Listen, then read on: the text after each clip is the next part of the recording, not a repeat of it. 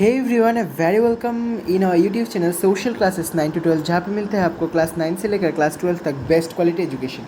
आज हम डिस्कस करेंगे आपके क्लास 11 के rights in the Indian constitution का पार्ट 6। ओके सो पहले आप एक काम करिएगा, अगर आपने 5 वीडियो नहीं देखे, मतलब पहले के 5 पार्ट्स आपने नहीं देखे, तो आप पहले के 5 पार्ट्स देख लो, part 1, part 2, part 3, part 4, part 5, जिसमें हमने इस चैप्टर के पहले वाले 5 टॉपिक डिस्कस किए हैं, जिसका लिंक आपको इस वीडियो के डिस्क्रिप्शन बॉक्स में मिल जाएगा।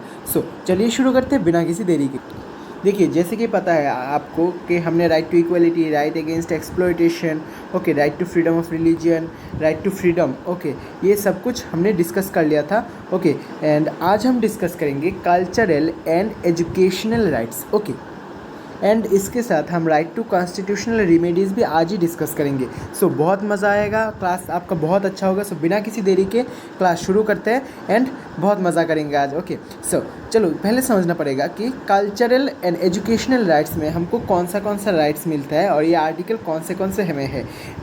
चलो, उससे पहले हमने जो देखा है right to freedom of religion, जो आर्टिकल 25 से लेकर 28 तक है। सो हमारा जो ये दूसरा वाला राइट है, okay, culture and education right, ये राइट आपका article 29 and article 30 of the Indian constitution में है। और आपका ये राइट टू कॉन्स्टिट्यूशनल रेमेडीज जो article 32 of the Indian constitution में एकदम अच्छे से लिखा हुआ है, जो खुद एक फंडामेंटल राइट होने की ऊपर वो दूसरे फंडामेंटल राइट को भी प्रोटेक्ट करता है। ओके बाद में देखेंगे इसको। ओके सो पहले देखते हैं culture and education right. Okay, protection of the language, culture और द माइनॉरिटीज। दैट मीन्स देखिए, हमारा इंडिया बहुत प्यारा देश है। इस देश में बहुत सारे रिलीजन के लोग, बहुत सारे कम्युनिटी के लोग, बहुत सारे कल्चर के लोग रहते हैं। हज़ार कम्युनिटी है, हज़ार कल्चर है एंड बहुत सारे रिलीजन है। ओके, सब लोगों का डिफरेंट मान्यता है, सब लोगों का भिन्न मान्यता है। ओके सो हमारा कॉन्स्टिट्यूशन सबको, सबके राइट्स को, सबके कल्चर को, सबके रिलीजन को एक इक्वल ट्रीट करता है और सबको अपना रिलीजन, लैंग्वेज, कल्चर, माइनॉरिटी में जो स्पेशली है उनको प्रोटेक्ट करने के लिए पावर देता है, उनको प्रोटेक्ट करने के लिए शक्ति देता है। ओके उसके बाद right of minorities to establish the education institute. जो माइनॉरिटीज़ है वो अपना लैंग्वेज प्रोटेक्ट करने के लिए, आप कह सकते हो, वो अपना कल्चर प्रोटेक्ट करने के लिए खुद का जो अपना एजुकेशनल इंस्टीट्यूट से वो भी खोल सकते हैं अगर वो चाहते हैं तो। ओके और उसके बाद राइट टू कॉन्स्टिट्यूशनल रेमेडीज़, पहले हम इसको अच्छे से डिस्कस करेंगे, उसके बाद राइट टू कॉन्स्टिट्यूशनल रेमेडीज़ को भी हम अच्छे से डिस्कस करेंगे। ओके सो चलो देखते हैं। ओके सो आपका जो कल्चरल एजुकेशनल राइट्स है उसको हम अच्छे से डिस्कस करेंगे। ओके सो चलिए शुरू करते हैं बिना किसी देरी के। ओके देखिए, cultural and educational rights, when you talk about the Indian society, imagine the diverse. मैंने आपको ये पहले ही कहा था, जब हम ये भारत के समाज के बारे में सोचते हैं, भारत का कल्चर के बारे में सोचते हैं, ये बहुत डाइवर्स कल्चर है, बहुत डाइवर्स एक सोसाइटी है। India is not made of the mind, ठीक है सर, मोनोथिलिक सोसाइटी। इंडिया के कोई ऐसा नहीं है, कोई एक ही कल्चर के लोग हैं, सारे लोग एक ही भाषा बोलेंगे, सारे लोग एक ही रिलीजन फॉलो करेंगे। इंडिया ऐसे देशों में से नहीं है। इंडिया एक बहुत डाइवर्स देश है जो इसको ब्यूटीफुल बनाता है, जो इसको एक सुंदरता देता है। Okay so we are the society that has the vast diversity. हमारा सोसाइटी जिसमें बहुत सारा डाइवर्सिटी है। Okay in such a society that is full of diversity that would be social selections are the small numbers of the some other groups in the group minority what will adopt the culture of the majority.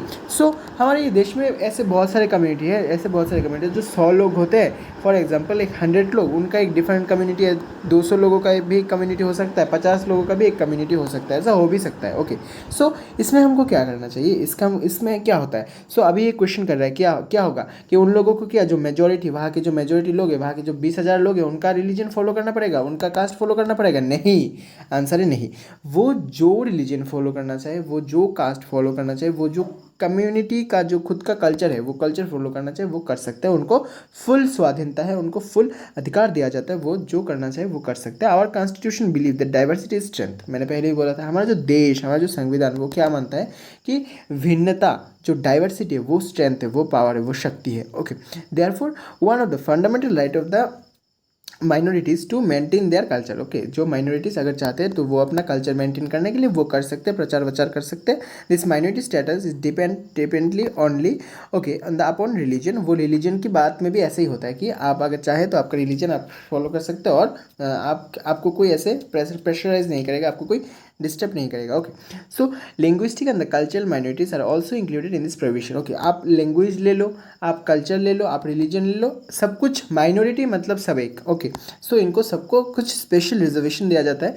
Minorities groups have common language other religion in a particular part of the country. Okay, एक देश के एक जगह में उनका कोई एक language हो सकता है, दूसरी जगह में कोई दूसरा हो सकता है। सो सबको रिजर्वेशन दिया जाता है, सबको एक प्रोटेक्शन दिया जाता है। उनका जो बात है, देखिए, all minority religious the linguistic can set up their own education. वो चाहे तो अपना खुद का एजुकेशन इंस्टीट्यूशन भी खोल सकते हैं उनके लैंग्वेज को प्रमोट करने के लिए, उनके कल्चर को प्रमोट करने के लिए। By doing so they can preserve and develop their culture. तो ऐसे करने से क्या होता है, वो अपना जो इतिहास है, वो जो अपना कल्चर है, वो नहीं खोएंगे, अपना कल्चर वो प्रोटेक्ट कर पाएंगे। और उनको कोई डिस्टर्ब करेगा तो उनको उनके अगेंस्ट कोई डिस्क्रिमिनेशन भी नहीं कर सकता, क्योंकि कॉन्स्टिट्यूशन उनके साथ है, गवर्नमेंट उनके साथ है। ओके, उसके बाद हम देखते हैं राइट टू कॉन्स्टिट्यूशनल रेमेडीज क्या होता है।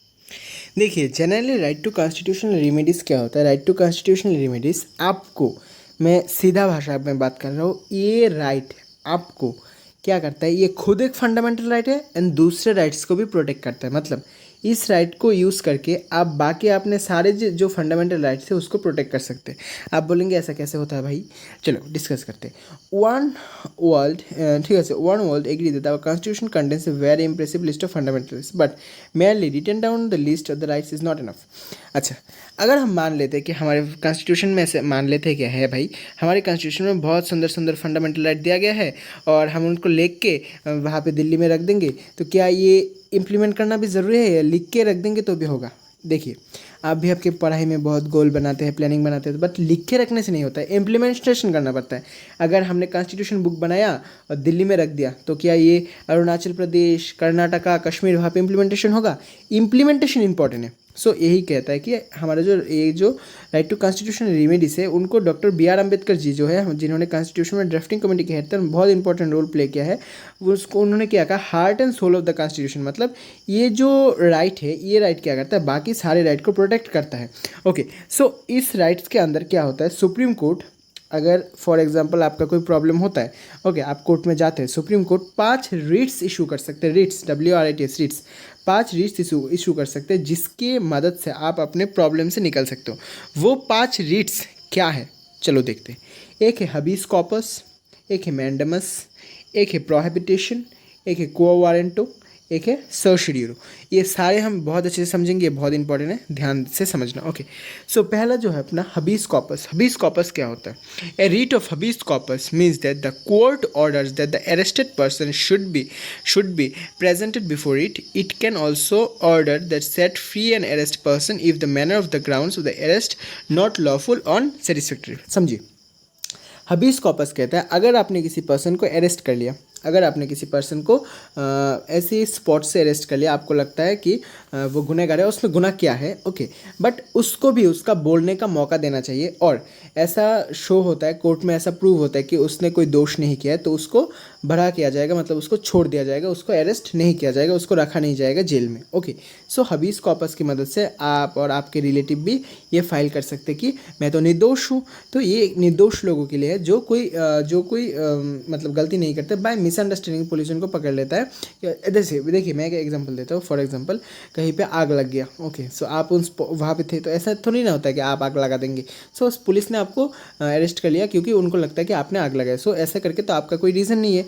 सो अगर ये प्रूव होता है कि आपने कोई दोष नहीं किया, आपको छोड़ दिया जाएगा। ये रीट ऑफ हबीस कॉर्पस आपको गारंटी देता है। ओके, और उसके बाद है मैंडेमस। देखिए, मैंडेमस क्या करता है, the writ of mandamus, the writ is issued when the court finds that a particular officer holder is not doing legal duty and thereby is infringing on the right of individual। that means ये क्या करता है, ये आपको पकड़ता है कि कोई भी एक ऑफिस होल्डर, फॉर एग्जांपल एक ऑफिसर है, एक गवर्नमेंट जॉब और जो कोई भी एक काम करता है, वो अपना काम ठीक से नहीं कर रहा है, वो अपना ऑफिस ठीक से नहीं होल्ड कर रहा है और किसी के साथ खिलवाड़ कर रहा है, किसी की ज़िंदगी के साथ खिलवाड़ कर रहा है, किसी का राइट्स वो उल्लंघन कर रहा है। So on the basis of right to mandamus के अंदर उसको अरेस्ट कर लिया जाएगा। ओके, उसके बाद है प्रोहिबिटेशन।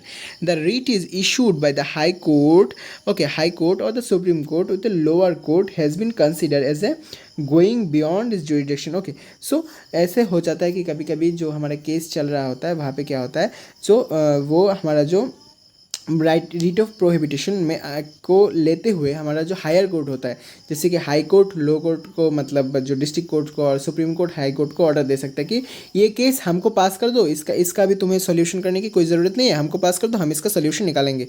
ओके, सो ये पहले पहले हो जाता है। उसके बाद है the right of quo warranto. देखिए इसके अंदर क्या होता है, if the courts finds that a person is holding office. Okay, देखिए एक पर्सन जो अपना होल्ड कर रहा है office but is not entitled to the hold office, मतलब उसका वो क्वालिटी नहीं है कि होल्ड करे। It issues the writ of quo warranto and restrict that person from the acting official. For example आप समझ लीजिए एक यूनिवर्सिटी का प्रोफेसर है। ओके, एक यूनिवर्सिटी का प्रोफेसर है। अच्छा, एक यूनिवर्सिटी के प्रोफेसर होने के लिए आपको क्या चाहिए होता है, बेसिक क्वालिफिकेशन आपको क्या चाहिए होता है, आप 10th पास करने चाहिए, आप 12th पास करना चाहिए, आपने अपना मतलब बीए करना चाहिए और बीएससी करना चाहिए और बीकॉम करना चाहिए, जो भी हो, फिर एमए एमएससी एमकॉम जो भी हो। उसके बाद आपको जो नेट यूजीसी का एग्ज़ाम है वो एग्ज़ाम क्वालिफाई करना होता है। उसके बाद आपको क्या मिलता है, आपको जो कॉलेज के प्रोफेसर का होने का आपका स्वीकृति मिलता है, कॉलेज के प्रोफेसर होने का आप कैपेबल होते हो। ओके, सो क्या होता है, अगर आप ऐसे करते हो कि एक पर्सन 12th पास है और वो कॉलेज का प्रोफेसर है, कॉलेज के बच्चों को पढ़ाने जाता है, सो ये तो उसने गलती से, मतलब इसने तो ये गलत काम किया है ना। सो अंडर राइट टू को वारंटन का उसको अरेस्ट किया जाएगा और उसको जो दूसरे बच्चों के साथ जो ज़िंदगी का खिलवाड़ किया है उसके लिए भी उसका अरेस्ट किया जाएगा। उसके बाद रीट ऑफ सर्शियो। सर्शियो क्या है, under this writ the court orders the lower court और the another court authority to transfer the matter pending before it higher court authority. Okay, so देखिए before it to be the higher authority of the court. देखिए ऐसा कुछ case जो देखिए आपके lower court में pending है, बहुत दिन से उसका कोई सुनवाई नहीं आ रहा है, बहुत दिन से उसका कोई सल्यूशन नहीं आ रहा है, सो उसको पास कर दिया है ऊपर वाले कोर्ट को, उसको हम क्या कहते हैं, द रीट ऑफ सोशिडियो। ओके, समझ आ गया। सो आशा करता हूँ आपको बहुत समझ आ गया। बस ये सारे रीट्स यूज़ करके हम हमारे जो फंडामेंटल राइट्स है उस फंडामेंटल राइट्स को प्रोटेक्ट कर सकते हैं। उसके अलावा भी ऐसे बहुत सारे कमीशन है, like commission for minorities, commission for women, national commission for schedule caste. वो भी क्या करता है, जो माइनॉरिटीज़ कम्युनिटी और दूसरे कम्युनिटीज़ का क्या करता है, राइट्स जो है राइट्स का प्रोटेक्शन करता है, like national commission of human rights commission. Okay, national human rights commission, ऐसे बहुत सारी चीज़ें जो हमारे जो राइट्स है उनका प्रोटेक्ट करता है। सो आज के लिए इतना ही। नेक्स्ट क्लास में हम डीपीएसपी जो directive principle of state policy है वो डिस्कस करेंगे। सो चलो आज के लिए इतना ही। तब तक आपका सपोर्ट हमारे लिए बहुत ज़रूरी है। सो हमारे चैनल को यार आप लोग सपोर्ट कर दो, आपका सपोर्ट बहुत ज़रूरी है। तब तक के लिए thank you very much. Good bye.